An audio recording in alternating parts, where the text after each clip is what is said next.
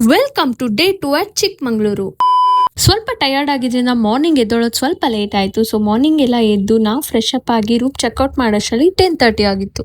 First breakfast ಮಾಡೋಣ ಅಂತ ಹೇಳಿ ಹೋಟೆಲ್ಗೆ ಹೋಗಿ ಒಳ್ಳೆ ಬ್ರೇಕ್ಫಾಸ್ಟ್ ತಿನ್ಕೊಂಡ್ವಿ. ಸೊ ನಮ್ಮ ಫಸ್ಟ್ ಸ್ಪಾಟ್ ಬಂದು ಸಿರಿ ಕೆಫೆ. ಈ ಸ್ಟ್ಯಾಚು ಚಿಕ್ಕಮಂಗ್ಳೂರಲ್ಲಿ ಫೇಮಸ್. ಸೊ ನಾವು ಇಲ್ಲಿ ಸ್ವಲ್ಪ ಟೈಮ್ ಸ್ಪೆಂಡ್ ಮಾಡಿ ನೆಕ್ಸ್ಟ್ ಹೋಗಿದ್ದೆ ದೇವಿರಮ್ಮ ಟೆಂಪಲ್ಗೆ. ಟೆಂಪಲ್ ಅಂತೂ ತುಂಬಾ ಪೀಸ್ಫುಲ್ ಆಗಿತ್ತು. ನೆಕ್ಸ್ಟ್ ವೀರಭದ್ರೇಶ್ವರ ಸ್ವಾಮಿ ಟೆಂಪಲ್.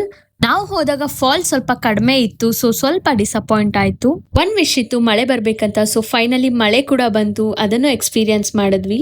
ಲಾಸ್ಟ್ ದೇವರ ಮನೆ. ಈ ರೂಟ್ ಮಾತ್ರ ತುಂಬಾ ಪೀಸ್ಫುಲ್ ಆಗಿತ್ತು. Zero traffic, no noise. Oh my god.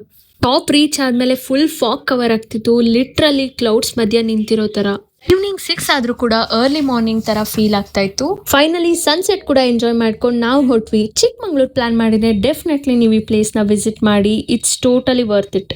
On the way ಡಿನ್ನರ್ಗೆ ಸ್ಟಾಪ್ ಮಾಡಿ ಒಳ್ಳೆ ಬ್ಯಾಟಿಂಗ್ ಮಾಡ್ಕೊಂಡು ನಾವು ರೀಚ್ ಆದ್ವಿ ಬ್ಯಾಂಗ್ಳೂರ್ಗೆ. ರೀಚ್ ಆಗೋಷ್ಟರಲ್ಲಿ 2 o'clock ಆಗಿತ್ತು.